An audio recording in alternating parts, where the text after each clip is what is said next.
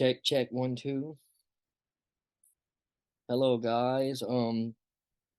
Welcome to the Friday night speaker meeting. My name is Devin, and I'll be telling my story again tonight, round two. The first time I left out, it was the first time I'm ever telling my story. So, like, I kind of jumped around. And I left out a lot of important things that happened. But like last time, I'll start just like how I started. My sobriety date is August 15th, 2020. 16 months clean today. Um, so last time, so my earliest memories before drugs, before anything was my grandfather, which is my mom's grandfather, her mom's dad, started molesting me when I don't even know how old, but I remember my earliest memories were probably like 4 years old, 5 years old, something like that. Maybe a little younger, maybe three. And so that was like my first memories of childhood. Him diddling me like every time I would sit on his lap, and he didn't do it like in a secret, like, oh, let's not tell anybody about this. Like he did it in front of everybody, like, and I guess that's how he got away with it for so long. And then I liked it at first. I mean, it felt good, what he was doing to me, and I had to go through therapy, and my therapist told me, like I wasn't wrong because that's normally what happens. But so for a long time, I thought like I had did something wrong. Like, why is he doing this to me? Well, as I got older, me and my cousin found out like when he died at his funeral, my cousin was like, that piece of shit was doing this to me, and I was like, holy shit, he was doing it to me too. So like at his funeral, people were mad at us because like we told that it fucking happened, but we didn't know it was happening to each other. We're the same age. um so after that, I had a pretty decent childhood,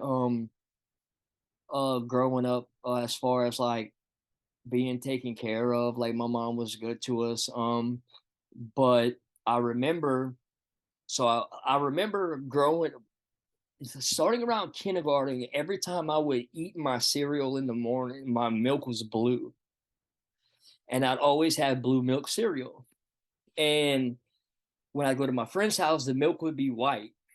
And couldn't figure out why my cereal was blue. Well, my mom was putting Adderall in my cereal.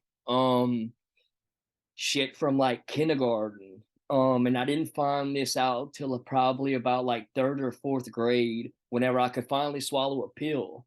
And I started taking Adderall in the pill form. And I figured this out, that it was Adderall because the pill was blue. And, you just put two and two together, oh, now the milk's white. I'm taking a blue pill. So I had been taking Adderall kindergarten, first grade, second grade, third grade, fourth grade.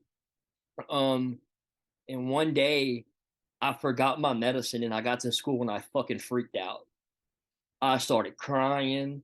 I thought I was gonna have a bad day at school. My mom made me believe that if I didn't have this medicine, I would get in trouble. That's what she planted in me. If you didn't have this medicine, you were gonna act a fool, you were gonna be bad, and you were gonna get in trouble. So that medicine, that Adderall was like, because I was a bad kid, so like that Adderall made me be good, and I thought that I had to have that Adderall to be good. So I took the Adderall from as like kindergarten, first grade, second grade, third grade, fourth grade, fifth grade, and about fifth grade, I started realizing what was going on. My mom would be at this was back whenever you could doctor shop. My mom would be at different doctors' offices every other day. Um, and she'd have me sitting in the car with her. She'd go in these doctors' offices. She'd come out. We'd go to the pharmacy. Either I'd be late going to school, if I even went to school. Um, so probably around sixth grade. Let's see, sixth grade probably. Um, I don't know, 11 or 12. I still hadn't done any drugs, but I was still taking Adderall every day, like prescribed. Until one day I decided that I didn't want to take this Adderall anymore. So my mom would give it to me, and I would just put it. I would like the little tuck under the tongue thing, and just stash them away, stash them away, stash them away. Well, school started getting hard for me. Like I had big buck teeth. People would make fun of me all the time. I was really skinny, especially taking Adderall. I was probably like 90 pounds. People used to call me bad names. I get picked on a lot. I get bullied. Till um probably sixth, seventh grade. I think middle school. Um, I got into my first fight because somebody was making fun of me, and I got home, and my stepdad was proud of me for fighting. So like the only my mom was married to this guy, and like he never fucked with us. He worked offshore. He worked like 28 and 14 schedules. He wouldn't fuck with us the whole time he would come in. Well, when I got into that fight for somebody picking on me, like he rewarded me, like, "Oh, good job," and I was like, "Well, okay, well, I learned that I can get reaction out of him by fighting." So I started fighting at school. Um, that brought a lot of trouble too. I'm still not doing any drugs, but I got seven. See, I was mm, probably I was like 13 or 14. I learned that I could sell Adderall at school, and I had tons of them. So I started making friends, started selling Adderall to the kids that were like in high school because I was in middle school, and my friend's brothers were in high school. They wanted to buy the Adderall from me. So I people started liking me. I started getting friends. And my mom was doing a lot of doctor shopping.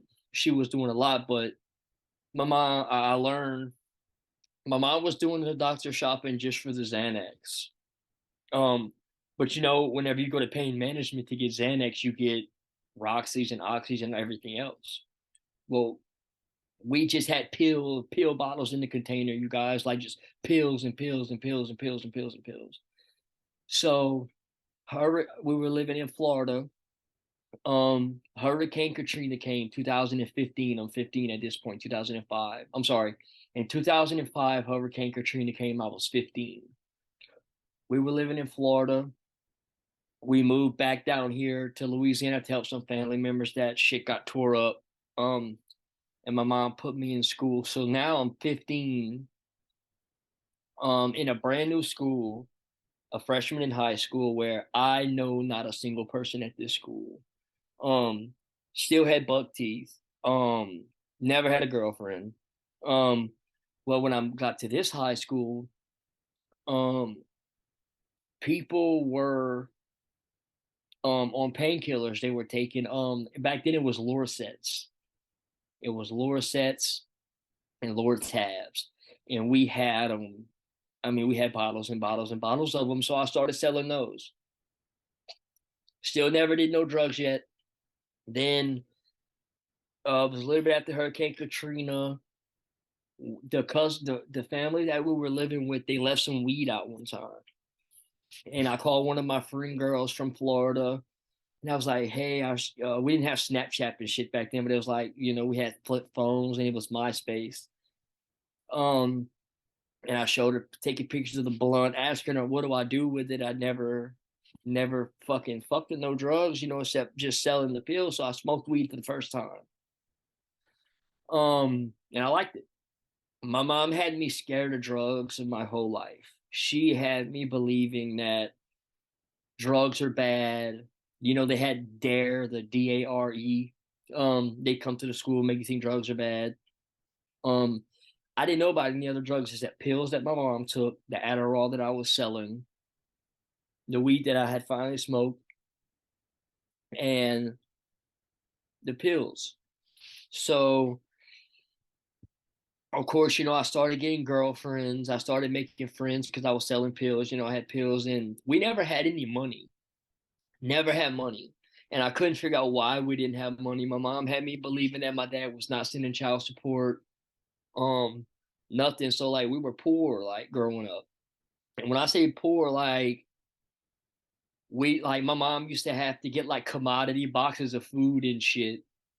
And I'm like, dude, why how do we not have any money? Like I just didn't know why. Well, my mom, I learned at 16, no, still 15. It's 2005. I learned that my mom was a gambler.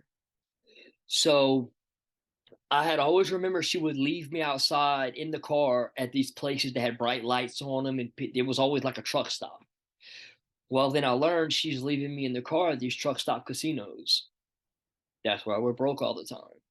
So whenever I figured out people wanted to buy these pills, I was selling Lorcet and Lortab for like 50 cents a piece and like $1 a piece at my high school. At my high school, because I didn't know. I didn't know any better to know how much they were. All I know is we had shitload of them. So selling them like for $1 and shit, everybody was buying them from me. Like I would give them like two for $1. I didn't know any better. People were buying them from me. So I did that for like a year. I wound up getting caught at school with pills. Um, got caught with weed and pills at school in my locker. Um, so how I got caught by that was the drug dogs came, and I was still just smoking weed at this point. Never experienced with any other drug. When that happened, it was all known by everybody that I was doing drugs. Everybody in my family thought I was doing drugs, and all I was doing was smoking weed. I was selling pills. So when that happened, my sister was already selling drugs, so she like kind of brought me in and was like, well, look, if you're gonna do drugs, I want to be the one to give you the drugs because I don't want you to get bad drugs. So I did cocaine, meth, and ecstasy all in the same night, and I was like 16, because she was selling ecstasy pills. So like I rolled, like really rolled, because it was MDMA pills. Did coke, and I remember I did meth that night, and I fucking hated it because after I did the meth, I went in a car with somebody to sell drugs, and I didn't see somebody get shot, but somebody got shot while we was there. So I always thought that meth brought bad shit. Like I didn't want to fuck with meth because we were going to do a meth deal, and I saw the shooting or whatever. I was like, so I'm never gonna fuck with meth because like bad shit's happening with meth. So at doing all this from 15 to 16, after getting caught at school, the repercussions were either go to a place called LTI for 1 year, which it was a juvenile prison here in Louisiana, or I can go to a military style boot camp called YCP for 6 months. And I could go back to school after I completed that program. So I was like, okay, I'm going to go to this place. So I went to the YCP program from February 2016 till July 26, 2000. I'm sorry, 2006. I was 16. February 2006 to July 2006. I wound up getting my GED while I was there. Um, and they had talked me into going to the military. I was too young, so I went back home tomorrow. Um, Dude, my mom was so far gone, off pills that when I went back to school, I would get home off of the bus and my mom would be and laid out, legs spread open, pussy all in the air, in the front yard. When I'm getting off the bus, this is what I'm seeing: my mom's legs spread, butt naked in the fucking yard, passed out. And this shit happened like two or three or four times, and finally it just got so fucking embarrassing that I quit going to school. Um, Quit going to school. Mine was so far on them Xanax and gambling that I said, you know what? I never had a relationship with my dad. I picked up the phone one day and I was like, you know what, Dad, look, this is what's going on. Can I come stay with you? And my dad was like, yeah, I don't know why you haven't came live with us yet. We've been telling your mom that you can come. My mom had me believing that she had me brainwashed to where I hated my dad because he wasn't sending child support. We were struggling. Well, the first day I got to my dad's when they came and got me, y'all, they had saved the checks from 15 years. I don't know if y'all do the math. 12, 12 months in a year, that's 12 checks a month, 15 years, 15 times 12. That's how many checks that they had where they were sending $500 a month for child support every single month from the like I don't know if I was 1 years old to 15, and I was like, bro, what the fuck? Like I couldn't believe, and I got goosebumps saying it right now. I could not believe that she had me believing that my dad didn't have nothing to do with me when this whole time he was sending $500 a month for 15 fucking years because I did not talk to him. Um, I didn't talk to him, and that right there was the besides the gambling, the Xanax and stuff was the first resentment I had against my mom. Um, moved out there to moved out there to my dad's in Texas. Um, they we lived in the fucking boonies, y'all. Like the closest store was like fucking 20 minutes. Like Walmart was like literally 20 minutes, 20 miles, something like that to the house. They lived like on 100 acres. Um, so stayed out there. Um, Wind up my dad had me working in the shop of his oil field company he was at, and my dad and my stepmom lived apart while we were working during the week. And then my brother Chad, my stepbrother Chad, come to find out, he was a meth dealer. Um, Living in Texas, he was a big meth dealer. He was actually he's not anymore, but he was a member of the Aryan Brotherhood. He had went to prison in Texas and got linked up with the Aryan Brotherhood and was selling meth for the Aryan Brotherhood. So big time meth dealer. Uh, we'd have meth at the house, guys. Um, and not to brag on how much drugs or anything like that, because everybody can outdo everybody, but we had pounds and pounds of meth in our freezer at all times. Um, Still never did it. I was smoking weed. There'd always be a lot of strippers coming over all the time. So like I seen a lot of shit from 16 to 17. I wasn't living the lifestyle, but I was living in the lifestyle of a meth dealer. Um, Nothing bad happened to me. There was a lot of shit going on. So I did that. Well, when I turned 17, that shit stopped. My dad wound up getting fired from his job because he had me working there at 16 and lied on my application, said I was 18. So he got fired from his job. We ended up moving back to Louisiana. So I started fooling with my mom again. At this point, I'm 17 to 18. My mom was living in a town called Bogalusa, still doctor shopping, still getting. So by this time, I knew what Roxy's were, I knew what Oxys were, and I knew my mom had them. So moved back with my mom, and I was smoking weed, doing ecstasy, doing coke. I wasn't an addict yet because I mean I didn't know what an addict was, and I was just doing this shit on the weekends. Got me a job selling oxys and roxys at this point, and at this point I'm getting $50 for an OC80 and $20 for roxys. I figured out okay, I figured out what the fuck they were worth. Um, and I was taking Somas and Xanax, and we had buku. So I started going to my own doctor, getting Xanax bars. So I was doing Xanax. I was getting 250 bars a month from one doctor. Um, I uh, I didn't have any teeth at this point because I had lost my teeth in a fight. And the reason I'm mentioning my teeth is because, dude, like my teeth were like a big, like I had my self confidence was so bad about my teeth. Like I walked with my head down everywhere to where like you didn't have to see my teeth to where like I had like a hump in my back.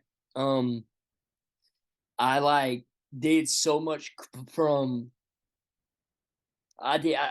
My teeth were already bad from not taking care of them. So like from doing coke from 17 to 18, like my teeth were already starting to go bad. So did that, doing drugs. So from 18,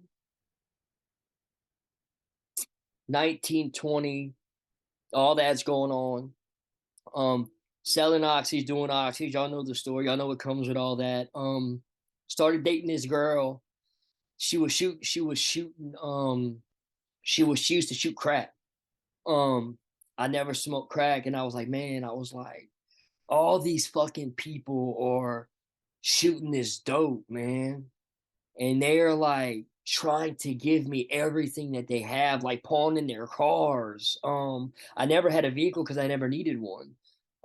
I would borrow people would let me borrow their cars overnight for like 4 Oxy 80s. And my mom was getting 120 of them a month. So um I'm like, man, she's shooting crack, they're all shooting dope. So I'm like, you know what? I want to shoot a Roxy. And my girlfriend that I had at the time, she made up the shot. She shot me with the Roxy, and I was like, "What the fuck?" I was like, "This is it." I was like, "I'm never snorting another fucking pill again. This is how I'm gonna do them." And still, at this point, I didn't think I was a drug addict because I didn't have to do nothing bad for drugs. We had pills. So 18, 19, 20, 21. 21.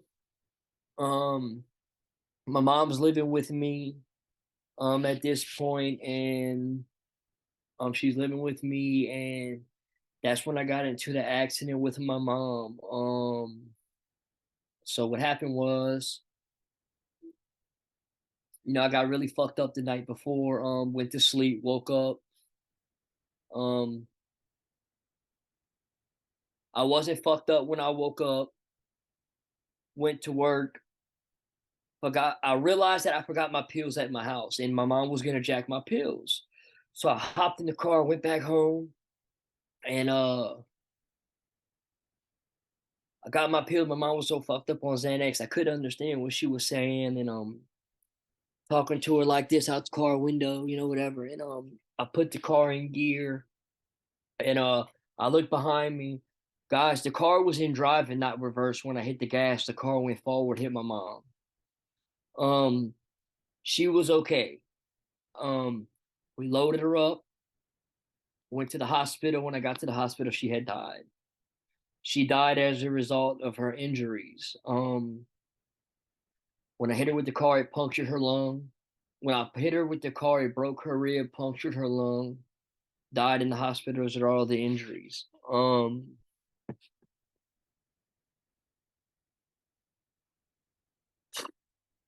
That right there was very fucking hard. Um, I got arrested. The things that I got arrested for don't matter. The my my stepbrother's wife was the chief of police. He knew me as a kid growing up. He didn't know my history with drugs, but he did know me. And of course, when they gave me the drug test and everything, I failed it. I failed the drug test. I had everything under the sun in my system because I had got fucked up the night before. But so how it works is when you get into an accident like that, they're supposed to test the metabolite levels of the drugs. But if you don't have a lawyer, you're fucked. Because all they do is give you a drug test and a breathalyzer test, and they book you right there on your toxicology report. Um, my dad and him had got me a lawyer. The lawyer tested the metabolite levels of my stuff, the metabolite levels of the drugs in my system at the time of the accident. They were all zeros. My metabolite levels were zeros, but of course I did fail the drug screen, the blood test. I didn't drink alcohol. So at this point, my sister, this is all what I'm telling you right now is all in the same week. My sister's fucking the police at this point. My sister's got police on calling my cell phone, telling me I'm gonna go to jail for murder. They're showing up at my dad's house, searching my dad's house for drugs. Okay, that's where I was living when they released me from jail. It was bad, yo. It was bad. So my dad was like, "Look, if you got somewhere you can go, go. You need to go." So I went. met my baby mother. Didn't know she was gonna be my baby mother at the time. She held me down, guys. She held me down when nobody else held me down. Um, she was the only one there for me, so I got into a toxic relationship behind. It was a traumatic experience. She was the only one there for me. The only one there for me when no one else was there for me. So we developed a relationship, and that about a month I was gone when I had to go back to work. So I went back to my dad and them's. At this point, I had numbed everything out in Louisiana. I'm numbed everything out in Lafayette. When I went back home, boom, I had to face reality. I had to face my family calling me a murderer, the whole town talking, oh, that's the dude that killed his mom. A bunch of shit came with that. And I started smoking crack. And that month I was gone, I started smoking crack. I started shooting crack. I started smoking heroin. I started shooting heroin. No drug that I could do could escape the pain that I had for accidentally killing my mom. Like there was no drug I could find to numb that pain. Um, no drug.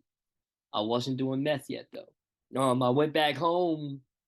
Um, so my dad started recording me leaving the house, and I shit y'all not, I would get literally 4 or 5 houses down. The police would pull me over, search my car for drugs, like they were fucking harassing me because they wanted me locked up for something because they couldn't get me locked up on what they wanted me locked up for. Um, it was a fucked up game that they were playing with me. All like they were fucking with my mind, fucking. It was just fucked up. And I can't even explain how fucked up it was. But finally, my dad went to the sheriff's office and was like, shows the chief of police, look, it was countless times them pulling me over every time I leave my house, but they were doing this shit on the slick. There was no body cams back then. So like the chief of police seen this and he was like, all the deputies were in the room and they were like, okay, we're gonna do, I'm not gonna say what happened, um, because I was told not to mention it, but the shit got thrown out. The accident got thrown out. I didn't have to worry about it anymore because my dad was gonna bring all this shit like to public. He was gonna put all this shit on the news. And they were like, okay, or y'all could take that route, or we could just throw out the whole accident like it never happened and nothing's gonna happen to your son if anything was gonna happen to him. So my dad was like, okay, we're gonna go that route. And that day, 2011, to this day, I've never heard anything from that. It's dead. It's gone. It's never been brought back up in public. It's never been, I mean, of course, with my family and stuff, but in the public eye, news eye, that has never been talked about. It's one of those things like when you live in a small town, shit could be covered up. You know what I'm saying? Shit's corrupt in small towns everywhere. Um, but the pain of me accidentally killing my mom never went away. It still hasn't, but that was in 2021, 2022, 2023, 2024, 2025, 2026. Wait, fuck, no, I'm tripping. Whoa, I'm tripping. Hold on. 2000 and 2011 is when the accident happened. I was 21. I'm getting my age confused with the year.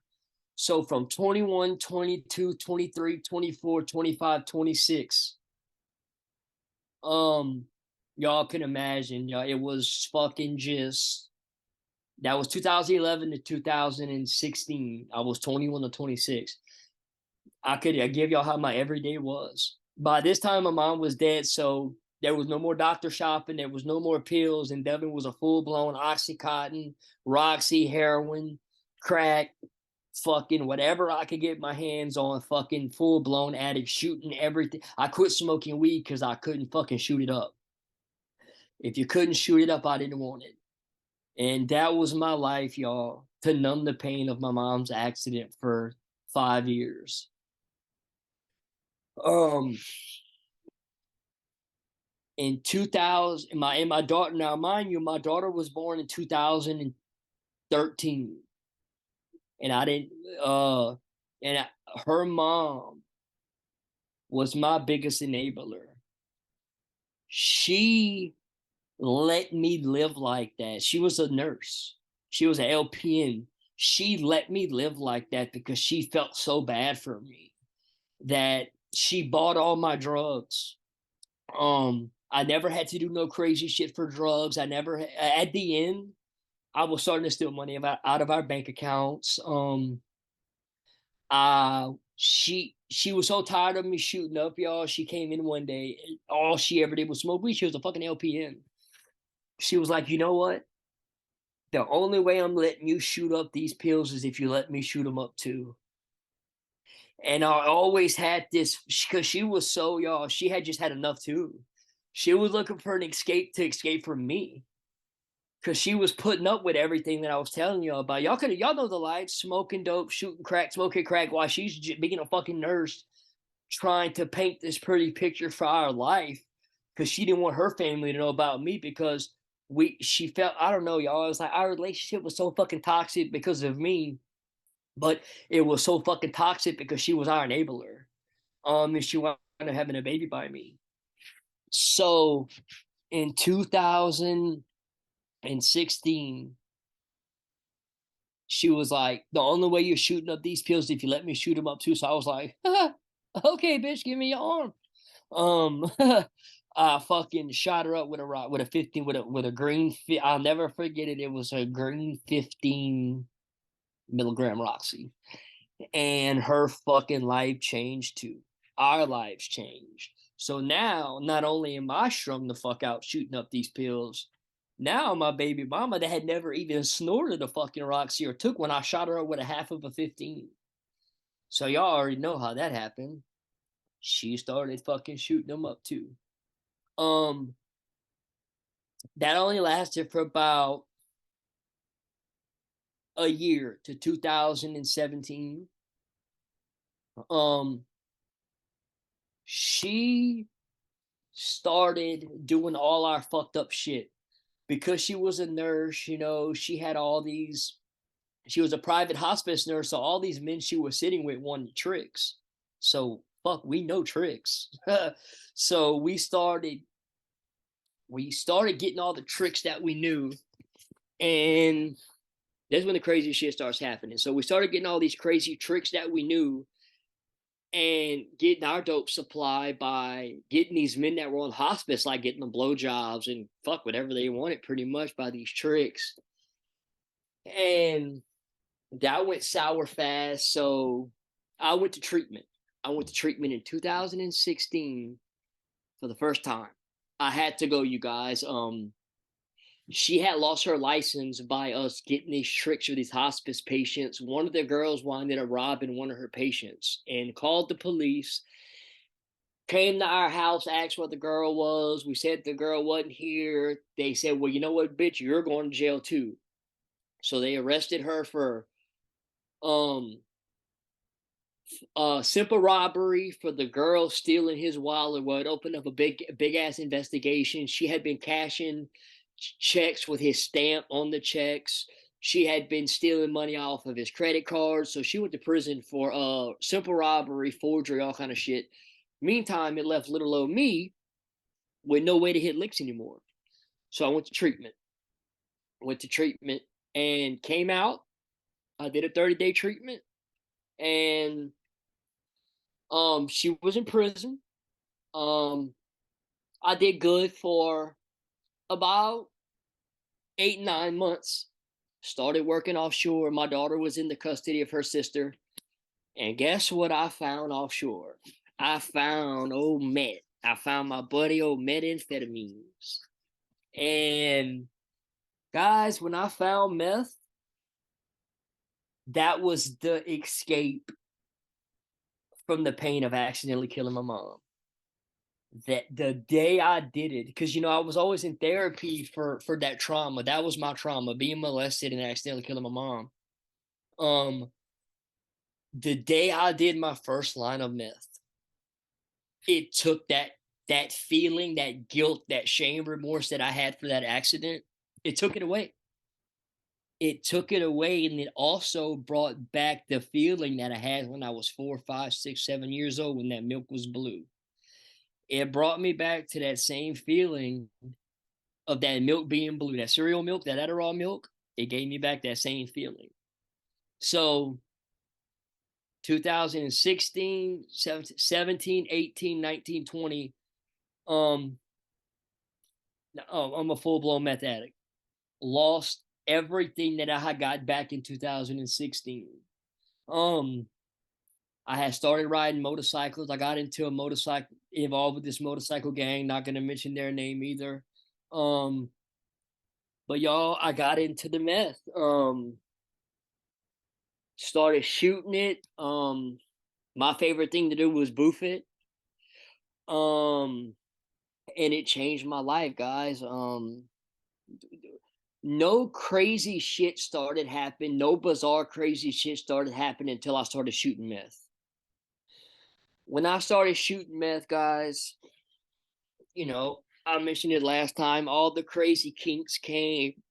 Um, my baby mother came out of prison, and I was a meth addict, and of course, that was the only toxic relationship I knew. So I got back with her.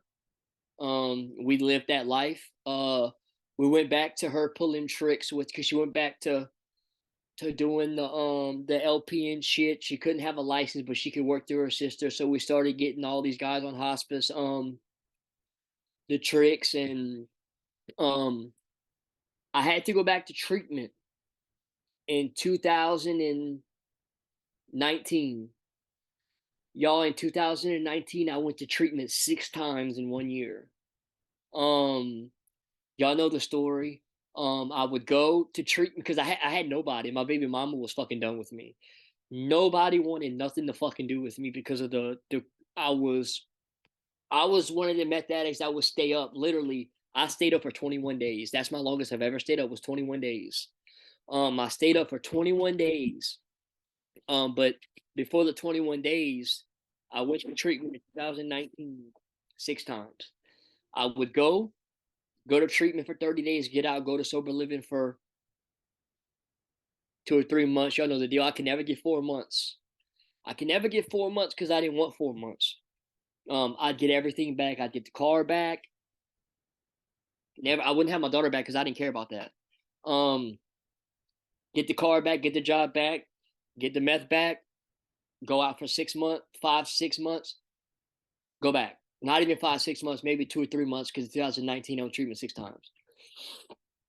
In 2019, the last time I went to treatment, I thought my little girl's mom was fucking my apartment neighbor through a receptacle socket in the wall.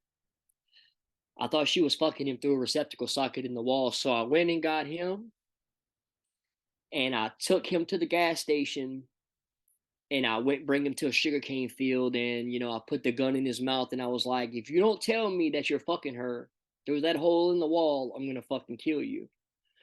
And for some reason, y'all, this dumb motherfucker told me, yeah, he was. He told me he was because when I had the shotgun in his mouth, and thank God he told me that he was fucking her through that receptacle in the wall. Because if he would have said no, I'd have killed him.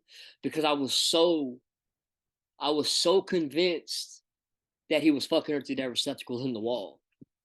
Um, he called the police on me. The police came arrested me, and y'all, I had never been so thankful to go to jail in my life. I had been to jail many times in the past for dumb shit.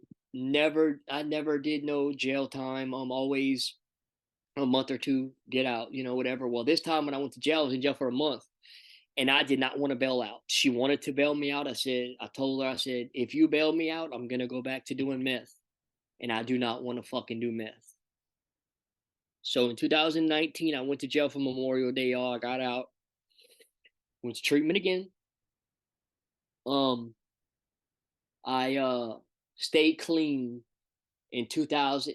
I went to treatment December 2019. When I walked into I had nowhere to go. I had just robbed the dope man for like a quarter ounce of meth. Had nowhere to go. I didn't even have anywhere to go do the dope because nobody wanted to do dope with me. I had a quarter ounce of meth, and y'all, I could not get nobody to answer the phone to get high with me. Now, Y'all do the math. If you got a quarter ounce of meth and nobody wants to get higher with you, you're pretty fucked up.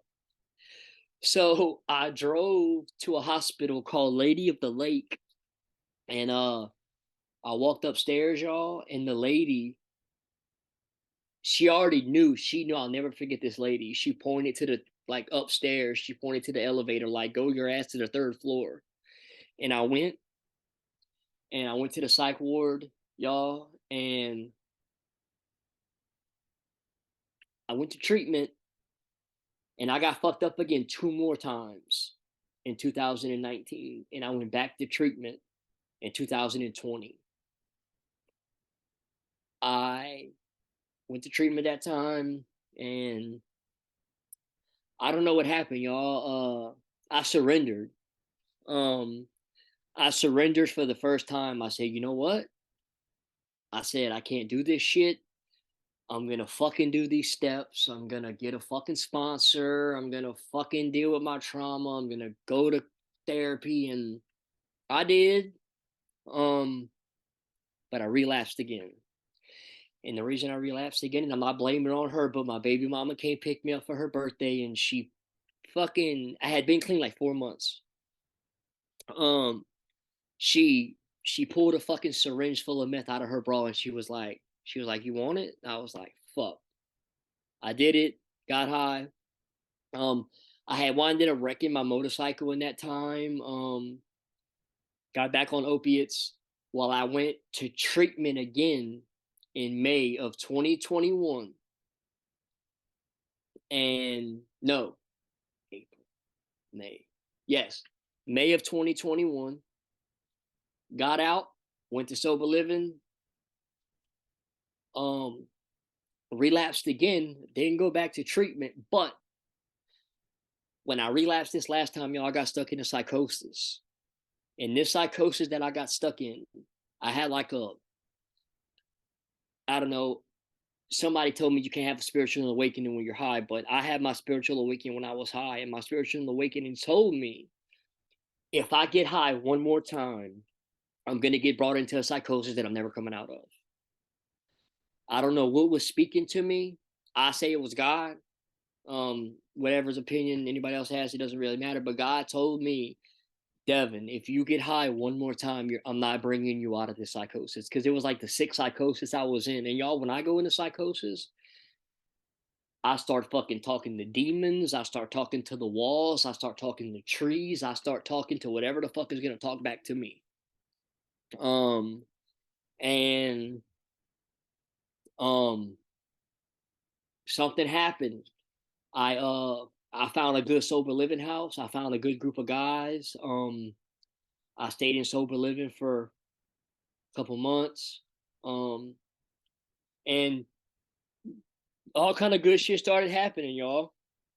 Um, I did everything they told me to do. I did the steps, got a sponsor, went to sober living. And I think what did it for me was, um, I actually started dealing with all my trauma. The shit with my mom, the shit being molested, the being made fun of my whole life, not having any friends. That's all traumatic. Being doped up on Adderall from the time you can remember, that's fucking traumatic. Like my mom was giving me blue cereal and milk, fucking, you know what I'm saying? I was being drugged. Um, but I love my mom. My mom was my best fucking friend. We had a lot of good times. We had a lot of bad times, and I had a lot of resentments against my mom. I dealt with them. Um, Today I'm in a place where my daughter's in the next room over right now watching Polar Express with a woman that I hope to marry one day. Um, and life couldn't be fucking better, y'all. I go to therapy every other week. My daughter's in therapy every week. Um, Me and my daughter deal with a lot because you got to think I pretty much gave her away for fucking drugs whenever she was 6 years old. And for those 3 years, I fought a battle of in and out of treatment, in and out of treatment, in and out of treatment, and she wasn't enough. She wasn't enough to get me sober.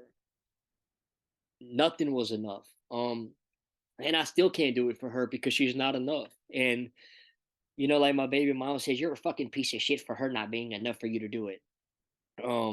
Well, she's not enough for you to do it either. But um if y'all didn't hear my story the first time, I don't know if this time was as good. But I left out a lot the first time, but I included all my traumatic. The first time was kind of like I told a lot of dopey shit, but this time, like I told y'all a lot of traumatic shit, like that was important about like me being drugged my whole childhood, stuff like that. I shared all my trauma this time.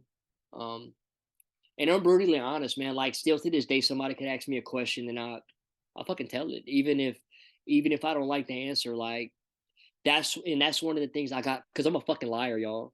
Like I am the best fucking liar there is, and I still lie to this day. Like the other day, like somebody asked me, like I didn't clock out for lunch the other day, and at work, and my boss was like, "Did you clock out for work?" I was like, "Yeah," and I didn't fucking clock out. You know what I'm saying? Like I'm still a fucking liar. But I don't lie about fucking, fucking fucked up shit because I'm not doing fucked up shit anymore. Like talking about I still do sketchy shit sometimes, but I notice when I'm doing the sketchy shit and I do my nightly inventory. Um I do my maintenance steps. And I don't recommend this to anybody. I don't have a sponsor. I'm not doing AA. All I do is Dopey Zoom and other ITR meetings. I do virtual therapy. I talk to you guys. I got turned off of AA because some shit had happened. I had a really bad sponsor. And I heard on my first dopey episode that I heard, she said, there's more than one way to work a program. You don't have to. AA is not the only way to work a program because every time I went to treatment, I went to AA based treatments in there saying, "Oh, AA is the only way." And if you don't do AA, you're never going to make it. If you don't do the steps, you're never going to make it. And that's just not fucking true to me because I'm doing better now than I've ever been. Doing what I found works for me. And I believe that in your footsteps, in your everybody's story is different, everybody's testimony is different, everybody's journey is different.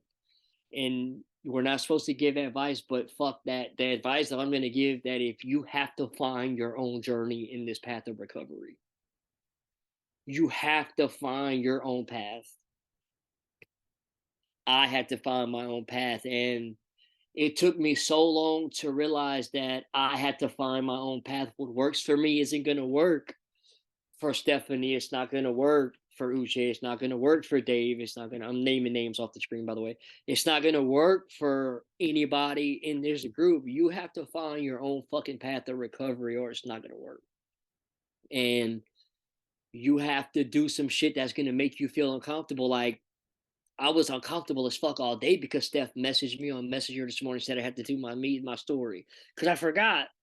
I forgot that I volunteered to fucking do it. Because I do shit like that. I'll be feeling good, like yeah, I'll do it, and I fucking forgot, and I didn't want to do it, but I feel glad that I did. Like I got a lot of shit out that I haven't told since I wrote my story in rehab, and what that does, it makes me remember all the fucked up shit. It makes me remember all the bad shit, all the trauma. But I'm the type of person that I have so much good shit happening that I have to remember the bad.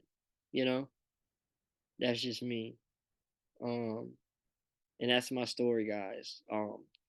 I finished at 10. If you heard the first one, then you heard a lot of new stuff today. And I've never told my story anywhere outside of this Zoom meeting. Like I said, I only do virtual, so maybe one day I'll get out and tell it. I don't know, but that's my story, guys. Thank you.